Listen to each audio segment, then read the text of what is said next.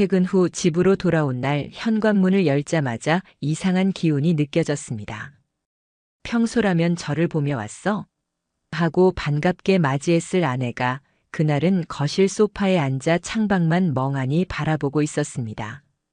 불빛도 켜지지 않은 채 앉아있는 모습은 낯설었고 저는 무거운 공기가 집안을 짓누르는 듯한 기분을 받았습니다. 신발을 벗으며 왜 이렇게 어두워? 전등도 안 켰어? 하고 묻자 아내는 심호흡을 길게 내쉬더니 돌발적으로 말을 꺼냈습니다. 이번 추석엔 나 안 갈 거야. 그냥 빠질래. 순간 귀를 의심했습니다. 아내 입에서 저런 말이 나오리라곤 상상도 못했습니다. 명절 준비가 부담스럽다거나 제사 때 분위기가 불편하다고 말하던 건 예전부터였습니다. 하지만 직접적으로 안 가겠다라고 선언한 건 처음이었습니다. 그 말투는 단순한 푸념이나 짧은 짜증이 아니었습니다. 이미 오래전부터 다짐해온 결심을 털어놓는 사람의 확고함이 배어 있었습니다. 저는 아무 말도 못하고 아내를 바라봤습니다. 그러자 아내는 제 반응을 기다렸다는 듯 말의 속도를 높였습니다. 솔직히 너무 지쳤어. 매년 똑같잖아. 준비하고 치우고 눈치 보다가 끝나고 내 인생에서 명절은 행복이 아니라 고통 같아. 그래서 이번엔 그냥 쉬고 싶어. 당신도 알잖아. 내가 얼마나 버거워했는지. 그때 저는 당혹스러웠습니다. 명절이 다가올 때마다 아내가 힘들어하던 건 사실입니다. 특히 시댁 분위기가 엄격하고 제사 준비가 꼼꼼하게 진행되기에 며느리 입장에서는 크게 부담될 수밖에 없다는 걸 저는 알고 있었습니다. 하지만 그렇다고 해서 아예 빠진다고 선언하다니 저희 집안에서는 상상할 수도 없는 일이었습니다. 제사를 대하는 분위기가 워낙 보수적인 편이었거든요. 며느리가 빠지는 건 곧 불효로 이어지는 문제였고 가족들 사이에서 쉽게 용납되지 않을 일이었습니다. 그럼에도 불구하고 당시 제 머릿속은 혼란스러웠습니다. 아내의 말이 틀렸다고 반박할 수도 없었습니다. 저는 제사 준비보다 일찍 퇴근하는 선에서 조금 돕는 게 전부였지만 아내는 며칠 전부터 명절 음식을 준비하고 제사상이 끝날 때까지 꼬박 붙잡혀 있는 게 현실이었습니다. 그게 얼마나 피곤한 일인지 제대로 체감해 본 적 없는 제가 함부로 뭐라 말할 수는 없었습니다. 그래서 순간적으로 떠오른 감정은 화보다는 안쓰러움이었습니다. 속에서 올라오는 불편함을 애써 삼키며 저는 고개를 끄덕였습니다. 그러자 아내는 이미 준비된 대사처럼 말했습니다. 그래서 이번엔 제주도에 다녀오려고. 혼자 가서 자연 좀 보고 쉬다 오고 싶어. 그 말을 듣는 순간 묘한 이물감이 들었습니다. 보통이라면 최소한 이번에 빠져도 괜찮을까? 하고 눈치를 먼저 봤겠지만 아내는 고민 대신 확고한 결정을 통보하듯 말해버렸습니다. 명절 불참 제주도 여행이라는 흐름이 너무 매끄럽게 이어져 있었고 마치 오래전부터 마음속으로 답을 정해둔 듯 보였습니다. 저는 잠시 고민하다가 억지로 웃으며 그래. 몸이 힘들었을 테니까 쉬다 오면 좋지 하고 말했습니다. 스스로도 납득되지 않는 대답이었습니다. 제 속은 뒤숭숭했지만 아내가 한숨 돌릴 수 있도록 해주고 싶은 마음도 분명 있었습니다. 혹여 반대했다가 다툼이 커지는 것도 원치 않았습니다. 며칠 뒤 아내는 실제로 항공권을 예약했고 짐을 챙기기 시작했습니다. 여행용 파우치, 얇은 니트, 화장품, 약통까지 꼼꼼하게 챙기는 모습은 마치 단순한 휴식 여행이 아니라 치밀하게 계획된 출장 준비 같았습니다. 저는 그저 지켜보며 마음속으로 복잡한 감정들을 억눌렀습니다. 속으로는 진짜 나 없이 명절을 건너뛰는 게 가능할까? 우리 집안 사람들은 어떻게 생각할까? 그 같은 불안이 요동쳤습니다. 하지만 아내의 얼굴엔 오랜만에 편안한 표정이 떠 있었고 그걸 보는 순간 굳이 막을 수 없었습니다. 명절 이틀 전 아내는 가볍게 가방을 들고 공항으로 향했습니다. 잘 다녀올게. 웃으며 떠나는 그 모습은 도망치듯 보이기도 했습니다. 저는 혼자 남아 껄끄러운 현실을 감당해야 했습니다. 가족들에게는 감기에 걸렸다며 둘러댔습니다. 혼자 제사 준비와 집안일을 도맡으며 속으론 자존심이 상했습니다. 왜 제가 아내의 빈자리를 숨기며 눈치를 봐야 하는지 억울한 감정이 차올랐습니다. 명절 당일 느닷없는 사건이 터졌습니다. 제사상 정리를 끝내고 쉬고 있을 때 형수가 갑자기 저에게 휴대폰을 내밀었습니다. SNS 화면이었는데 낯익은 라면집 사진이 올라와 있었습니다. 제주에서 유명한 라면집이었고 저도 예전에 여행 갔을 때 한 번 들른 적이 있는 곳이라 기억나 있었습니다. 그런데 문제는 그 사진 속 인물이었습니다. 형수가 손가락으로 화면을 가리켰습니다. 이 여자 동서 아니에요? 순간 가슴이 철렁 내려앉았습니다. 사진 속 여자 고개를 숙이고 라면을 먹고 있는 모습, 그리고 손목에 끼워진 은색 커플 팔찌까지. 분명히 아내였습니다. 더 악몽 같았던 건 혼자가 아니라는 사실이었습니다. 아내 옆엔 한 남자가 앉아 있었는데 두 사람이 앉아 있는 거리는 연인처럼 가까웠고 사진의 분위기 자체가 누가 봐도 데이트 그 이상도 이하도 아니었습니다. 마지막 결정타는 사진 밑에 달린 문장이었습니다. 제주에서 먹는 라면 한 그릇, 그녀와 함께라 더 특별했던 날. 읽는 순간 제 심장이 내려앉았고 머릿속에 번개가 치는 것 같았습니다. 더 끔찍했던 건 그 사진에 아내가 직접 좋아요를 눌렀다는 사실이었습니다. 적어도 숨기려는 노력도 없이 당당히 자신의 존재를 드러낸 겁니다. 그 순간 머릿속이 새하얗게 변하며 믿음이 삽시간에 무너져 내렸습니다. 형수의 목소리는 멀리서 들리는 것 같았습니다. 혹시 착각일 수도 있으니까 너무 마음 쓰지 마. 그러나 저는 분명히 알고 있었습니다. 그 옷, 그 팔찌, 그 자세는 절대로 착각이 될 수 없는 아내였습니다. 그날 이후 저는 제 안에서 갈기갈기 찢어지는 감정 속에 서 있었습니다. 혼자 쉬겠다더니 그 남자와 함께 제주도에 있었던 거야? 나한테 왜 거짓말을 한 거지? 저 남자는 도대체 누구지? 수많은 의문이 들이닥쳤지만 무엇보다 충격이었던 건 아내의 태도였습니다. 최소한 들키지 않으려는 신용조차 하지 않았다는 것. 오히려 행복해 보이는 사진 앞에서 여유 있게 좋아요를 누르고 있었다는 사실이었습니다. 저는 아무 말도 하지 못한 채 자리에 멍하니 앉아 있었습니다. 명절의 무게와 가족의 시선보다 더 큰 충격은 바로 아내의 배신이 제 눈앞에 드러났다는 것이었습니다. 그리고 그 순간 저는 깨달았습니다. 이건 단순한 불참도 그냥 휴식 여행도 아니었다는 걸요. 아내는 명절이라는 울타리를 벗어나 다른 세계에서 다른 사람과 함께 새로운 삶의 조각을 그리고 있었던 겁니다. 그리고 그 한 장의 사진이 제 믿음을 송두리째 무너뜨리며 시작점이 되었습니다. 아내의 사진을 본 이후 제 머릿속은 밤낮 없이 떠들썩했습니다.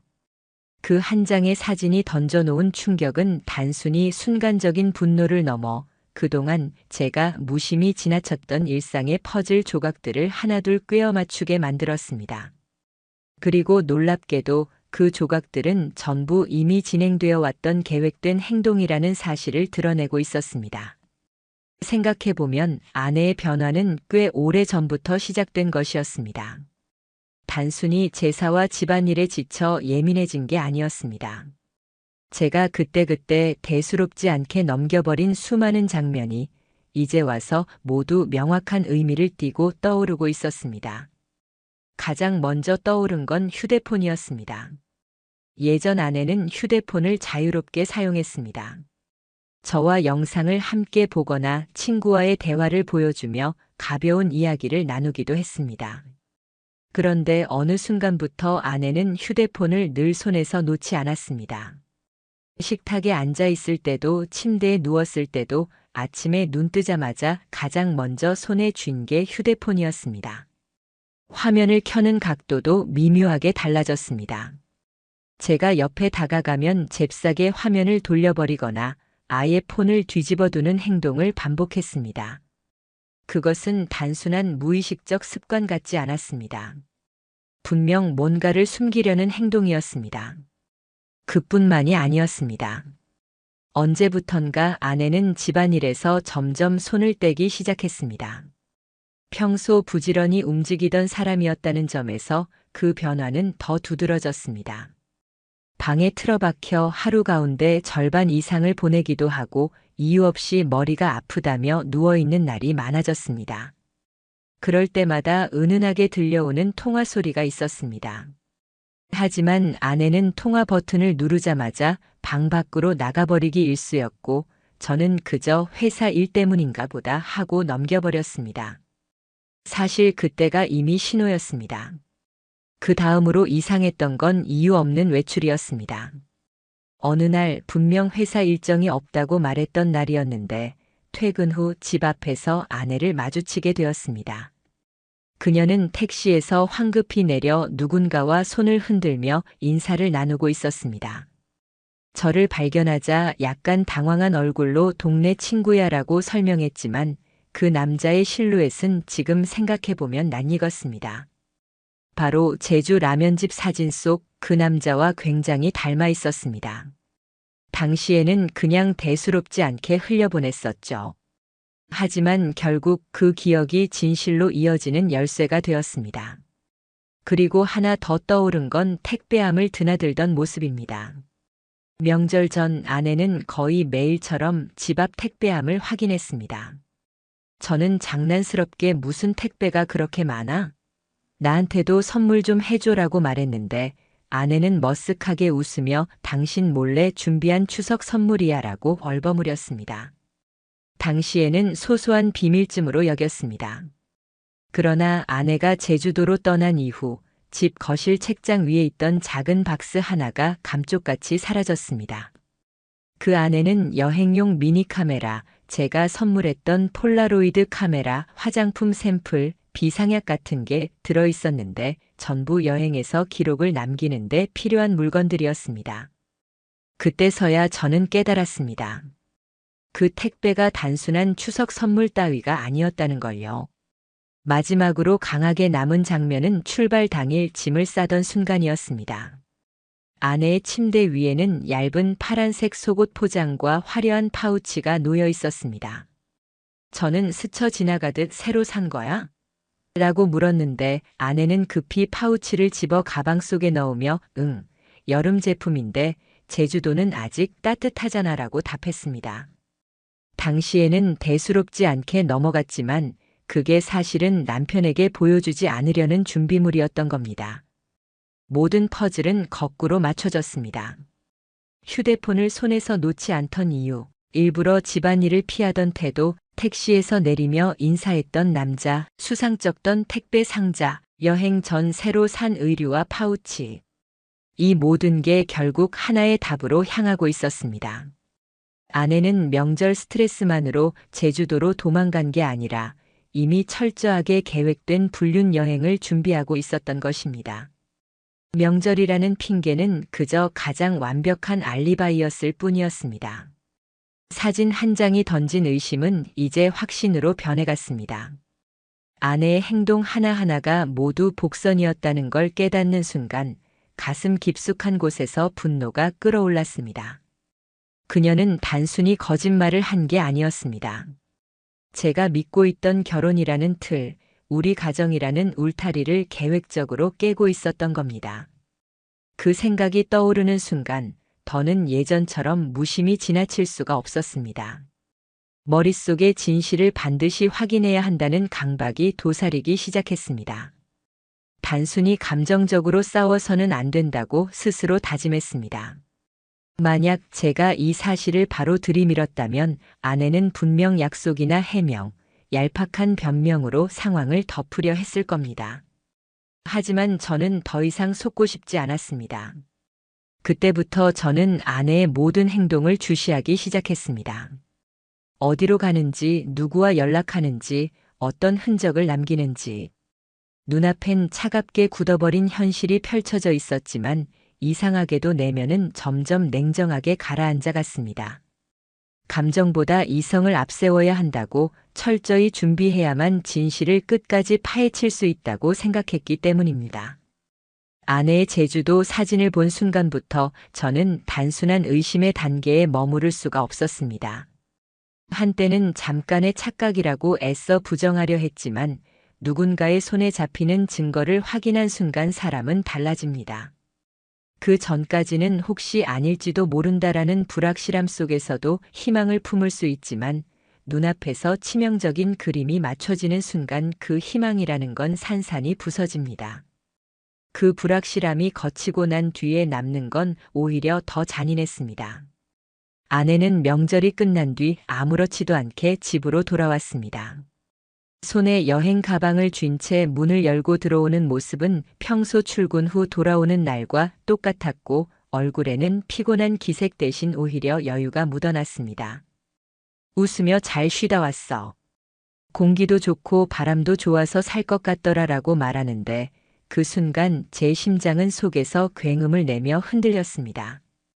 그날 제 앞에서 웃는 표정은 이미 알고 있는 진실을 더욱 극적으로 대비시키는 거짓의 얼굴이었습니다. 저는 애써 감정을 감추며 평소처럼 고개를 끄덕였습니다. 속에서 불길처럼 솟구치는 분노를 삼키며 오히려 담담하게 대했습니다. 이유는 단 하나였습니다. 감정을 드러내는 순간 모든 게 물거품이 될 수 있음을 직감했기 때문입니다. 만약 제가 그 자리에서 사진을 보여주며 따졌다면 아내는 당연히 발뺌했을 겁니다. 온갖 변명과 억지 해명을 늘어놓았을 거고 증거가 한 장뿐이라면 그조차 우연, 친구, 착각으로 포장했을 겁니다. 그리고 오히려 제가 예민하게 굴고 있다는 식으로 몰아가려 했을지도 모릅니다. 결혼 생활 속에서 숱하게 보아온 아내의 날 선 변명 습관을 저는 누구보다 잘 알고 있었습니다. 그래서 더욱 차갑게 결심했습니다. 이 상황을 끝까지 가져가기 위해서는 모든 확실한 물증을 손에 쥐어야 한다. 그날 밤부터 저는 아내의 일거수일투족을 기록하기 시작했습니다. 눈에 띄지 않게 그러나 철저한 감시자로. 다음 날 퇴근 후 아내는 평소와 다름없이 화장을 고치고 나가면서 카페에 좀 들렀다 올게라고 말했습니다. 너무 자연스럽게 흘러나오는 거짓말이었기에 오히려 분노가 치밀었습니다. 하지만 겉으로는 저는 미소를 띤 채 그래 다녀와. 조심하고라고 답했습니다. 목소리는 차분했지만 속으로는 이미 시계를 확인하고 메모를 작성했습니다.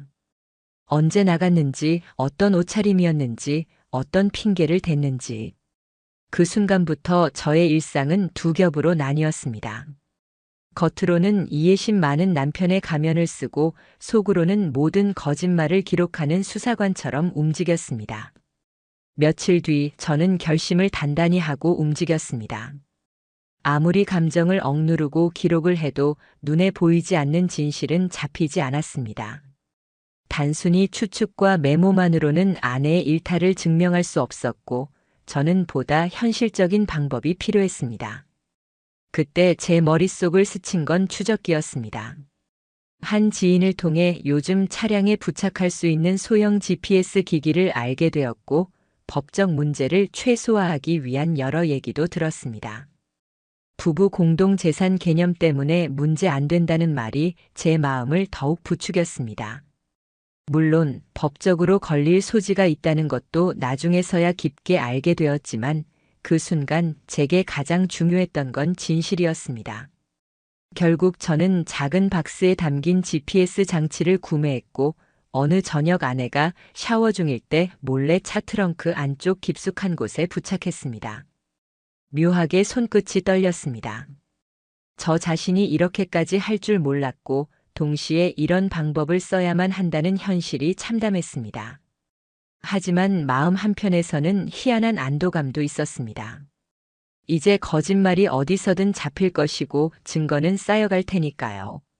다음 날 저녁 아내는 오늘은 오래된 동창을 만나야 한다며 외출을 알렸습니다. 평범한 듯 던져진 한마디였지만 저에겐 의심의 신호탄이었습니다. 저는 들키지 않으려 평소처럼 고개를 끄덕여 주었고 곧 휴대폰을 열어 GPS 어플을 켰습니다. 화면 속 빨간 점이 움직이기 시작했습니다. 처음엔 번화가로 향하다가 차는 갑자기 방향을 틀어 외곽 쪽 주택가 근처 상권에 멈췄습니다. 지도상으로는 작은 카페와 가정집, 그리고 작은 호텔이 모여 있는 골목이었습니다. 차는 1시간 넘게 그 자리에 있었습니다. 저는 숨이 막히듯 화면을 들여다보며 온갖 생각에 사로잡혔습니다. 아내는 그곳에서 지금 무슨 일을 하고 있는 걸까? 정말 오래된 동창을 만난 게 맞을까? 그 다음 날도 또 그 다음 날도 반복이 이어졌습니다. 일정한 시간대, 비슷한 구역, 비슷한 정차 위치. 저 혼자만의 상상이 아니라는 증거가 점점 쌓여갔습니다. 그리고 결정적인 단서는 쓰레기 더미에서 나왔습니다. 어느 날 아침 아내가 외출하고 돌아온 뒤 차 안을 살핀 저는 바닥에 구겨진 종이를 발견했습니다. 영수증이었습니다. 그것은 특별한 호텔에서의 결제 내역이었고 체크인과 체크아웃 시간이 아주 구체적으로 찍혀 있었습니다. 그 순간 머릿속이 하얘졌습니다. 단순히 의심만 하던 게 실체를 드러내는 순간이었으니까요. 거기에 더해 다른 영수증은 편의점 결제 내역이었는데 와인과 안주 그리고 커플 전용 스킨케어 세트가 적혀 있었습니다. 혼자 여행을 가거나 스트레스 해소를 위해 구매할 수 있는 물건이 아니었습니다. 그것은 분명 누군가와 함께하기 위한 물건이었습니다. 그 모든 걸 붙잡는 순간 저는 더 이상 머뭇거릴 수 없었습니다. 아, 이제는 확실히 나를 기만하는구나. 하지만 다시 한번 마음을 다잡았습니다. 증거를 쥐고 있는 상태에서도 더 치밀해야 한다는 다짐이었습니다. 호텔 영수증, 편의점 영수증, 차량 이동 경로, 제주도 여행 흔적. 모든 것을 폴더로 정리하기 시작했습니다. 일부는 엑셀 파일을 만들어 날짜별로 배열했습니다. 사진, 시간, 장소, 결제 내역까지 모두 기록했습니다. 제 자신이 마치 한 명의 수사관처럼 변해 있었습니다. 어느 순간 거울에 비친 제 얼굴을 보며 섬뜩하게 느꼈습니다. 이제는 단순히 상처받은 남편이 아니라 냉철하게 움직이는 조사자가 된 것 같았으니까요. 하지만 그렇게라도 하지 않으면 언제든 변명으로 덮일 수 있는 불륜의 망령 앞에서 무너지고 말았겠죠. 며칠 후 아내는 이번 주말에 갑자기 회사 프로젝트가 잡혔다며 늦는다 했습니다. 순간 제 마음은 이미 답을 알고 있었습니다. 그래. 무리하지 말고. 태연이 답했지만 제 눈빛은 차갑게 얼어붙어 있었습니다. 그날 모든 준비는 끝났습니다. 이제는 기록을 넘어 현장을 직접 확인할 차례였습니다. 아내는 금요일 저녁 평소와 다름없는 얼굴로 퇴근했습니다. 하지만 제 눈에는 그날따라 모든 행동이 부자연스럽게 보였습니다. 현관문을 열고 들어오자마자 화장대 앞에 앉아 꼼꼼하게 화장을 다시 하고 머리까지 고데기로 정리했습니다. 평상시엔 회식이나 약속이 아니면 좀처럼 하지 않던 행동이었습니다. 오늘 회사에서 팀장님이랑 미팅이 있어서 늦게 끝날 것 같아. 아내는 아무렇지도 않게 말했습니다. 하지만 저는 그 한마디에 내심 씁쓸한 웃음이 나왔습니다. 회사에서 늦게까지 미팅을 준비하는 사람이 굳이 향수를 진하게 뿌리고 원피스를 갈아입고 머리를 곱게 손질할 이유가 있을까요? 전부 누군가를 만나기 위해 준비하는 모습이었습니다. 저는 감정을 들키지 않으려 했습니다. 오히려 차분한 얼굴로 고개를 끄덕이며 말했습니다. 그래. 무리하지 말고 천천히 와. 그 말을 던지는 순간 제 속에서 비수 같은 감정이 치밀어 올랐습니다. 제 말의 숨은 의미를 아내는 전혀 눈치채지 못했습니다. 순간 잠시 멈칫하더니 이내 익숙한 듯 고개를 끄덕이고 집을 나섰습니다. 문이 닫히자마자 집안에 정적이 흘렀습니다. 그 침묵 속에서 저는 천천히 준비했던 가방을 들었습니다. 작은 캠코더, 휴대폰, 보조 배터리, 차량 블랙박스와 연동되는 저장 장치까지. 손끝이 떨렸습니다. 지금 하려는 일이 단순한 감시가 아니라 가정을 무너뜨린 진실을 직접 마주하는 순간임을 너무나 잘 알고 있었기 때문이었습니다. 밤 9시 무렵 저는 이미 아내의 차량 GPS 신호를 따라 서울 시내 특정 구역으로 향하고 있었습니다. 지도상의 붉은 점은 호텔 밀집 지역에 찍혀 있었고 그 호텔 이름은 며칠 전 발견했던 영수증에 적힌 곳과 일치했습니다. 도착하니 좁은 골목과 작은 호텔 건물들이 늘어서 있었습니다. 화려하지도 그렇다고 허술하지도 않은 딱 은밀한 만남이 숨을 수 있는 공간이었습니다. 주차장 구석에 하얀 SUV 한 대가 눈에 띄었습니다. 번호판을 확인한 순간 심장이 멎는 듯 했습니다. 아내의 차량이었습니다. 저는 핸들을 붙잡은 채 깊게 숨을 내쉬었습니다. 차 안에 앉아 있자니 온몸이 긴장으로 굳어버리는 느낌이었습니다. 지금 호텔 안에는 아내가 있을 겁니다. 그녀 혼자가 아니라 그 남자와 함께. 그 사실을 온전히 받아들이느냐 아니면 여전히 의심일 뿐이라며 회피하느냐. 제 안에서 마지막 대답이 갈라지고 있었습니다. 하지만 시간이 흐르면서 머리보다 가슴이 먼저 반응했습니다. 두 손을 떨며 캠코더를 켜고 준비했습니다. 전부 기록해야만 했습니다. 감정이 증거가 되어주지는 않습니다. 눈으로 본 모든 것은 순간의 폭발로 끝날 수 있지만 사진과 영상은 지워지지 않고 남을 겁니다. 밤은 깊어갔고 11시를 넘어가던 무렵 호텔 자동문이 미끄러지듯 열렸습니다. 두 사람이 나왔습니다. 그 순간 제가 보게 된 장면은 제 심장을 갈기갈기 찢어 놓았습니다. 한 사람은 제 아내였습니다. 그리고 그녀 옆에는 낯선 남자가 있었습니다. 아내와 나란히 걷는 그의 손에는 캐리어가 들려 있었습니다. 더욱 충격적이었던 건 아내가 그 남자의 팔에 손을 올리고 있는 모습이었습니다. 마치 오래전부터 함께한 연인처럼 익숙하고 자연스러웠습니다. 그런 모습은 단 한 번도 제 옆에선 보여주지 않았던 제스처였습니다. 그들의 표정은 평온했습니다. 불안도 긴장도 찾아볼 수 없었습니다. 아내는 그의 어깨에 몸을 살짝 기대며 미소를 지었고 그는 그런 아내를 대수롭지 않게 받아주며 차로 향했습니다. 그 모습에서 저는 직감했습니다. 이 만남은 처음도 우연도 아니란 걸. 이미 수없이 반복되어 온 일이었음을 몸서리치게 느낄 수 있었습니다. 저는 차 안에서 몸이 굳은 채로 그 장면을 지켜봤습니다. 뛰쳐나가고 싶은 충동이 온몸을 덮쳤습니다. 하지만 꾹 참았습니다.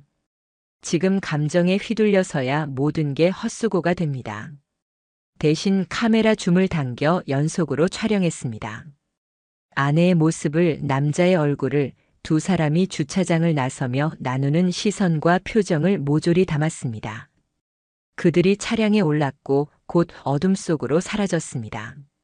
남겨진 건 공허한 주차장과 제 카메라에 남은 영상 파일뿐이었습니다. 텅 빈 공간에 홀로 남으니 숨이 가빠졌습니다. 그동안 제 안에서 소용돌이치던 모든 의심이 단숨에 현실로 바뀐 순간이었습니다. 분노와 허탈함이 교차했습니다. 발로 바닥을 차고 싶을 만큼 울컥하다가도 이젠 끝내야 한다는 냉정한 이성이 고개를 들었습니다. 저는 지푸라기라도 잡는 심정으로 호텔 로비로 향했습니다. 프런트 데스크 직원에게 다가가 아내의 카드 내역 일부를 보여주며 혹시 조금 전 퇴실한 고객님 중에 이 카드로 결제하신 분 계신가요? 하고 물었습니다. 당연히 직원은 단호하게 고개를 저었습니다. 개인정보라 말씀드릴 수 없습니다. 예상했던 반응이었습니다. 하지만 저는 이미 답을 알고 있었습니다. 방금 제 눈앞에 지나간 두 사람의 뒷모습이 그보다 더 명확한 증거가 어디 있겠습니까? 거기에 CCTV까지 있다면 부정할 여지는 없을 겁니다. 집으로 돌아오는 길 제 내면은 산산조각 나 있었습니다. 한때 함께 웃고 울며 살아온 아내가 저를 속이고 다른 남자의 옆에서 웃고 있다는 사실. 그 뒤로 제가 걸어온 시간들이 얼마나 허망한지 머릿속이 하얘졌습니다. 그러나 곧 차가운 결심이 다시 찾아왔습니다. 이제는 감정 따위에 휘둘릴 필요가 없었습니다. 증거와 기록만이 저를 구할 무기였습니다.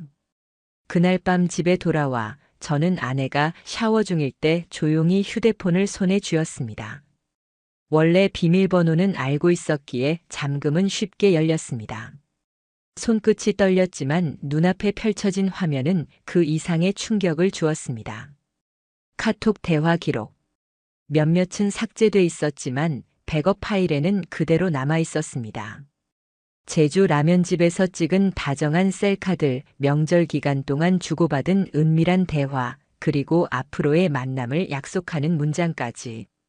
더 나아가 아내가 그 남자가 운영하는 라면집 주인에게 이력서를 보낸 메일까지 확인할 수 있었습니다. 자주 가는 단골인데 잠시 도와주고 싶다는 말과 함께요. 모든 것이 하나의 그림으로 이어졌습니다.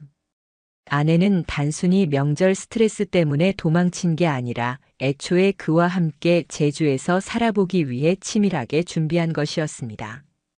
단순한 일탈이 아니라 이미 제2의 삶을 꾸리려 했던 것이었죠. 휴대폰 갤러리 속에는 둘의 셀카가 다수 남아 있었고 제주에서 함께 찍은 풍경샷, 숙소 사진, 심지어 서로 턱을 괴고 웃으며 찍은 사진까지 있었습니다. 저는 손에서 휴대폰을 내려놓고 한참 동안 공허하게 앉아 있었습니다. 이제 더 이상 혹시나라는 여지는 없었습니다. 모든 게 무너진 순간이었죠. 하지만 동시에 저는 이상하게도 울지도 소리치지도 않았습니다. 이미 분노는 한 바퀴 돌아 차갑게 굳어 있었고 오히려 철저한 계획의 냉기만이 자리 잡고 있었습니다. 그날 이후 저는 모든 자료를 정리했습니다. 라면집 인스타그램 사진 캡처, 호텔 CCTV, 카톡 대화, 영수증, GPS 데이터, 아내의 메일까지. 전부 날짜별로 배열했고 메모와 함께 보관했습니다.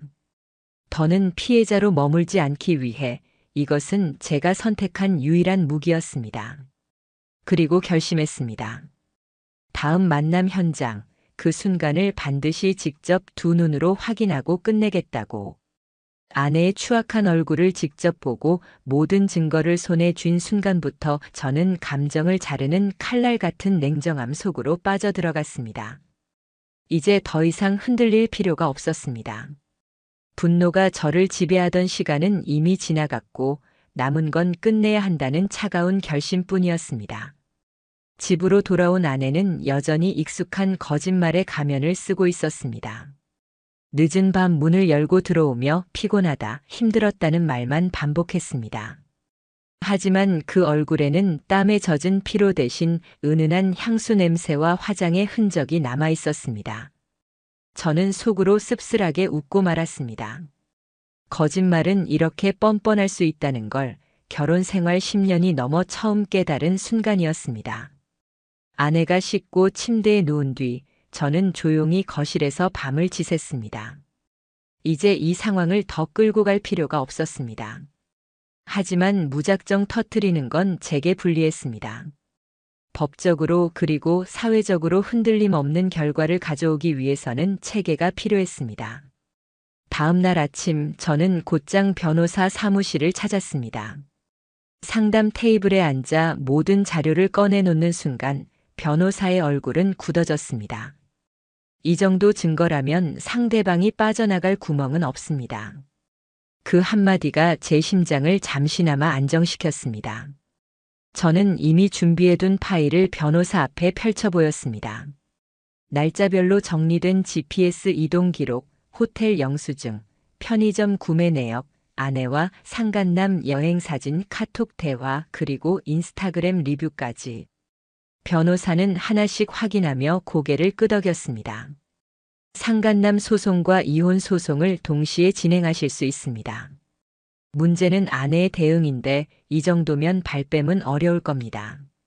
저는 조용히 고개를 끄덕였습니다. 감정은 배제하려 했습니다. 지금 이 자리에서 울거나 분노를 터뜨릴 이유가 없었습니다. 모든 눈물은 이미 소진되어 있었고 냉혈한 같은 차가움이 저를 감싸고 있었습니다. 그날 저녁 드디어 아내와의 직접적인 대면을 준비했습니다. 평소와 다름없이 식탁에 나란히 앉았을 때 저는 일부러 가볍게 시작했습니다. 제주도 잘 다녀왔어? 아내는 잠깐 멈칫하더니 금세 아무렇지 않은 표정을 지으며 대답했습니다. 응, 그냥 좀 쉬다 오려고. 당신 덕분에 괜찮아졌어. 그 말을 들은 순간 제 속이 부글부글 끓어올랐지만 차갑게 노트북을 꺼내 켰습니다. 마치 준비된 연극의 한 장면처럼 저는 하나씩 클릭했습니다.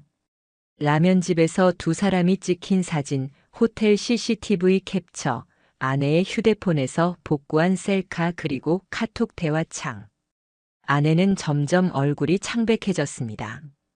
눈동자가 떨리고 입술이 말라붙는 게 보였습니다.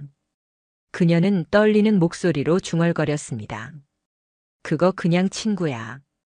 오해하는 거야. 하지만 그 말은 제 귀에 들어오지 않았습니다. 저는 담담하게 말을 이었습니다. 상간남 소송. 그리고 이혼. 다 준비해놨어. 그 순간 아내는 마치 바닥이 꺼진 듯 흔들렸습니다. 결국 눈물을 터뜨리며 무릎을 꿇었습니다. 잘못했어. 잠깐 흔들린 것뿐이야.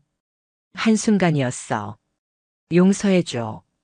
하지만 그 눈물과 무릎 꿇음이 제 마음에 와 닿지 않았습니다. 왜냐하면 그 앞에서조차 진심을 꺼내는 대신 마지막까지 변명을 던지고 있었기 때문입니다. 저는 휴대폰을 조용히 꺼내 녹화 버튼을 눌렀습니다. 그 순간조차 제가 해야 할 일은 감정이 아니라 증거였으니까요.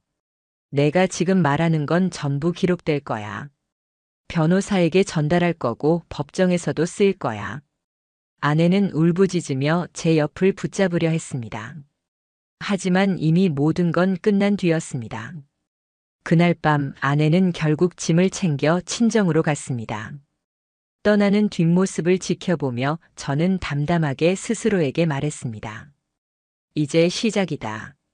며칠 후 변호사는 상간남 측에 내용 증명을 발송했습니다. 처음엔 대수롭지 않게 반응하지 않던 그 남자도 두 번째 서류가 닿자 변호사를 선임하고 모습을 드러냈습니다. 연인 관계가 아니라 정서적 위로였다. 호텔에 묵은 건 단순한 실수였다. 그들의 주장은 뻔했습니다. 하지만 이미 확보된 자료 앞에서 무의미한 버티기였을 뿐입니다. 인스타그램 사진, 직접 찍힌 셀카, 라면집 영수증, 호텔 명세서. 거짓을 덮기는 불가능했습니다. 법적 절차는 차갑게 굴러갔습니다. 저는 더 이상 감정에 흔들리지 않았습니다. 아내와 상간남을 동시에 피고 자리에 앉히는 절차가 이미 진행 중이었으니까요. 상간남의 정체를 처음 마주했을 때 저는 허탈함에 가까운 감정을 느꼈습니다. 처음엔 직장 동료쯤일 거라 생각했습니다. 그래도 최소한 일정한 선은 지키지 않았을까, 분별은 있었을 거라는 마지막 기대가 있었던 겁니다. 하지만 진실은 생각보다 훨씬 사소했고, 그래서 더 충격적이었습니다. 그 남자는 아내의 직장과는 아무런 연관이 없는 사람이었습니다. 정확히 말해 아내가 취미로 다니던 요가 강습에서 만난 프리랜서 사진작가였습니다. 정규직도 아니었고 안정된 직장도 아니었습니다.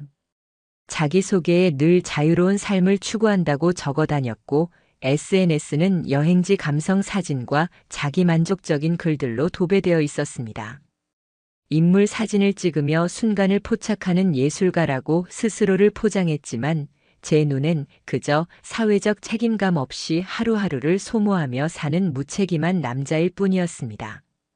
제주, 강릉, 속초 같은 바닷가 어딘가에서 찍은 사진을 올리며 자유롭다, 행복하다라고 말하는 모습은 오히려 비겁해 보였습니다.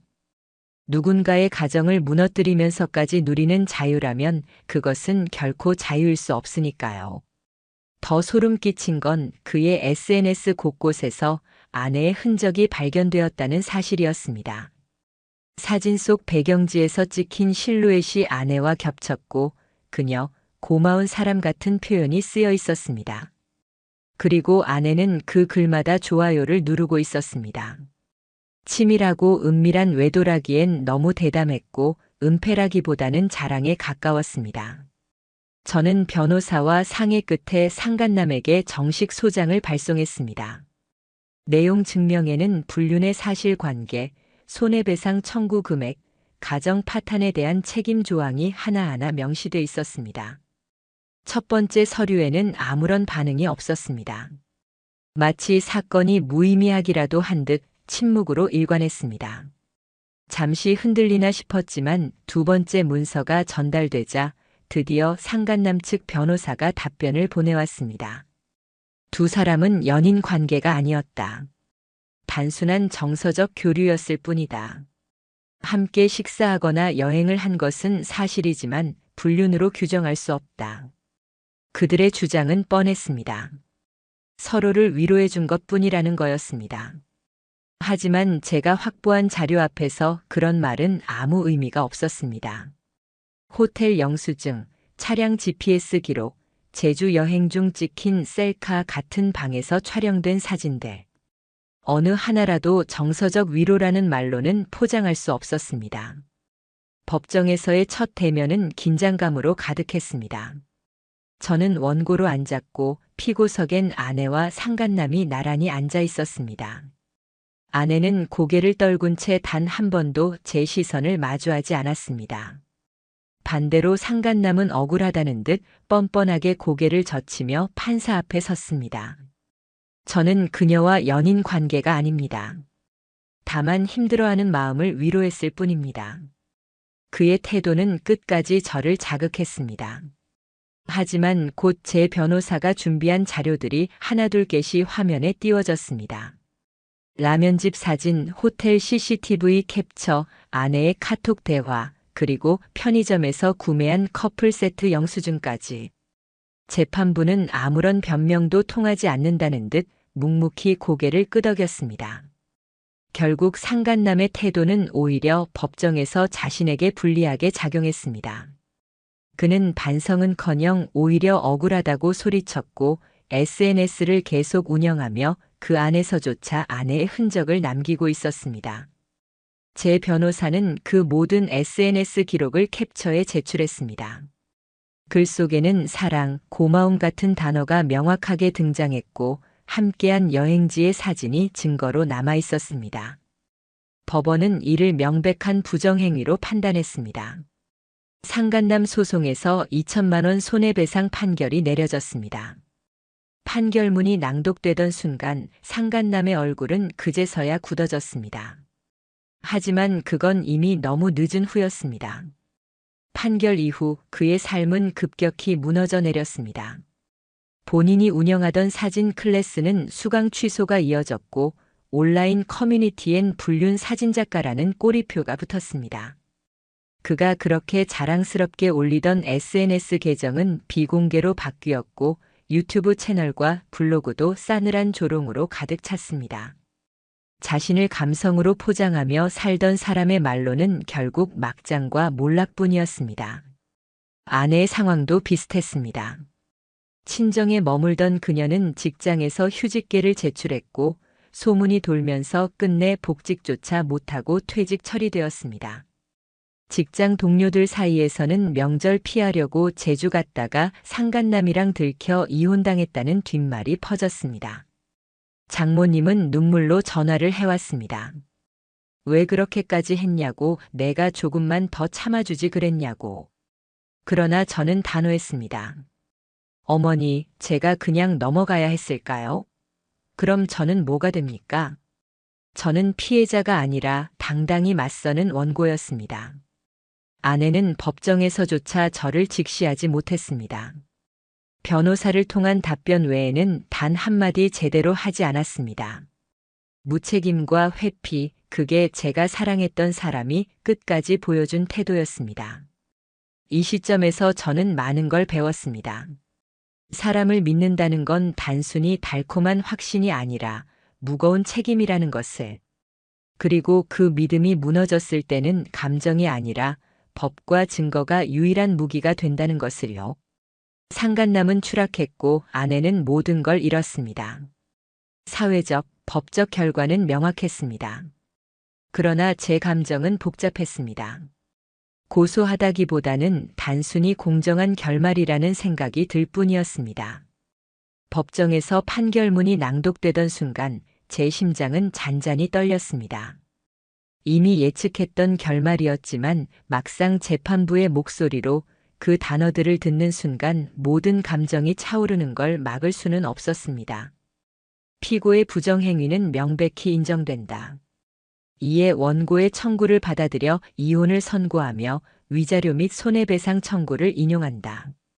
순간 제 귀에는 마치 망치가 내려찍히는 소리처럼 울렸습니다. 이것으로 끝이구나. 길었던 어둠의 터널이 마침내 막을 내렸구나. 재판장 양옆에 앉아있던 아내와 상간남은 대조적인 표정을 짓고 있었습니다. 아내는 흰 종이처럼 창백한 얼굴로 고개를 숙이고 있었고 상간남은 입술을 깨물며 억울하다는 표정을 짓고 있었습니다. 그러나 그 어떤 반박도 판결을 흔들 수는 없었습니다. 제가 법정을 나서는 순간 복도는 이상하리만큼 조용했습니다. 그리고 그 복도의 끝에서 아내와 마주쳤습니다. 마지막으로 마주하는 얼굴. 한때 제 삶의 전부였던 사람, 함께 울고 웃던 사람이 제 앞에 고개를 떨군 채 서 있었습니다. 그녀는 작은 목소리로 혼잣말처럼 중얼거렸습니다. 이렇게까지 될 줄은 몰랐어. 그 말을 듣는 순간 제 안에서 모든 감정이 정리되었습니다. 지금의 상황은 누구도 예상 못한 비극이 아니었습니다. 스스로 선택한 행동의 결과였고 그 책임을 외면한 자가 맞이한 너무도 당연한 결말이었습니다. 저는 담담히 그녀를 바라볼 뿐이었습니다. 돌아서는 순간 제 뒷모습 뒤로 아내의 흐느낌이 들려왔습니다. 하지만 저는 멈추지 않았습니다. 그 눈물은 더 이상 제게 닿지 않았습니다. 아내는 결국 직장에서 완전히 퇴직 처리되었습니다. 긴 휴직 끝에 퍼진 소문은 삽시간에 현실이 되어 돌아왔습니다. 주변 동료들 사이에서는 이미 그녀의 사생활 이야기가 퍼졌습니다. 제사 피하려고 제주도 갔다가 불륜 들통나서 이혼당했다더라. 상간남이랑 호텔 사진까지 법원에 나왔대. 그 말들은 칼날처럼 아내를 찔렀습니다. 사회는 생각보다 좁고 입은 생각보다 가볍습니다. 상간남 역시 예외는 아니었습니다. 감성 사진작가라 불리며 SNS에서 팔로워들을 모아 강습도 하고 소규모 클래스도 운영하던 그의 이름은 이제 불륜 작가라는 낙인으로 불렸습니다. 몇몇 커뮤니티에선 그의 실명과 사진이 돌아다녔고 수강 신청자들은 줄줄이 취소해버렸습니다. 유튜브 채널은 비공개로 돌려졌고 블로그의 흔적도 하나둘 삭제됐습니다. 그러나 이미 남겨진 캡처와 기록으로 그의 이미지는 무너진 뒤였습니다. 언젠가 그의 블로그에 이런 문장이 적혀 올라왔습니다. 믿고 싶었던 것들이 무너졌을 때 사람이 얼마나 초라해질 수 있는지 알게 되었다. 누가 쓴 글인지 따로 적혀 있지 않았지만 모두가 그가 올린 그림을 알 수 있었습니다. 아내와 함께 찍은 수많은 여행 사진이 삭제되고 남아있는 글은 단 한 편 그 문장이었습니다. 하지만 저는 그 글을 봐도 아무런 감정이 들지 않았습니다. 이제는 그들의 눈물이나 죄책감이 저와는 아무 상관이 없다는 걸 너무도 분명히 알고 있었으니까요. 이혼 판결이 확정되고 저와 아내 사이의 혼인 관계는 법적으로도 완전히 끝이 났습니다. 마지막으로 남은 건 재산 분할과 위자료 정산뿐이었습니다. 아내는 내용조차 직시하지 못한 채 변호사를 통해 무미건조하게 의사를 전달했습니다.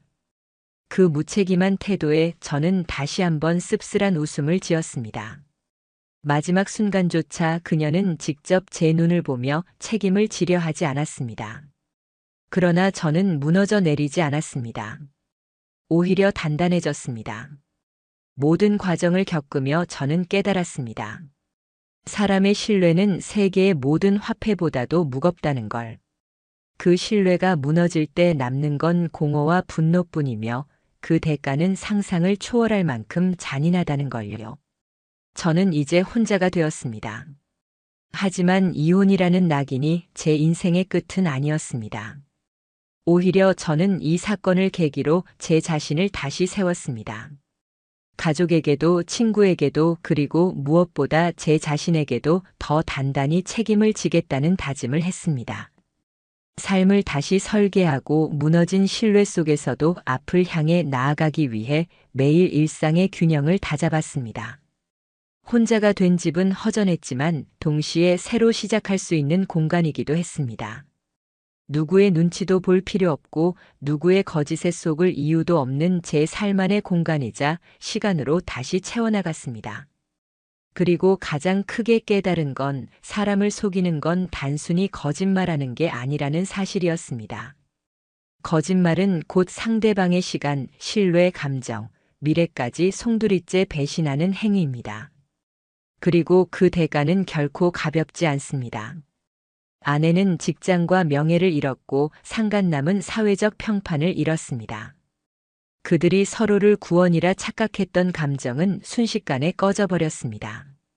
결국 두 사람은 연락도 끊겼다고 들었습니다. 서로의 삶에서 구원이 아니라 가장 치명적인 흉터로 남아버렸을 뿐이었습니다. 저는 그 사실에서 오히려 아이러니한 위안을 느꼈습니다. 진실은 언제나 드러나고 거짓은 언제나 무너진다는 단순하면서도 명확한 법칙이니까요. 마지막으로 제 이야기를 듣고 있는 여러분께 전하고 싶은 말이 있습니다.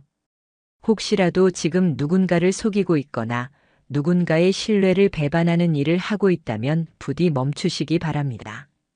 거짓은 절대 끝까지 숨겨지지 않습니다. 작은 의심 하나가 커지고 한 장의 사진이 모든 걸 뒤흔들 수도 있습니다. 결국 자신이 판 함정에 자신이 빠지고 손에 쥔 모든 것을 잃게 될 것입니다. 저는 이제 혼자가 되었지만 비로소 제 삶의 주체가 되었습니다. 앞길은 여전히 험하고 상처는 완전히 아물지 않았습니다. 그러나 단 하나는 분명합니다. 저는 더 이상 속지 않습니다. 그리고 다시는 누군가의 거짓 때문에 제 삶 전체를 내던지지 않을 겁니다. 이 고통스러운 경험은 제게 가장 값비싼 교훈을 남겼습니다. 진실만이 사람을 지탱한다는 것. 그게 제가 긴 싸움을 끝내고 이 자리에서 드릴 수 있는 마지막 이야기입니다.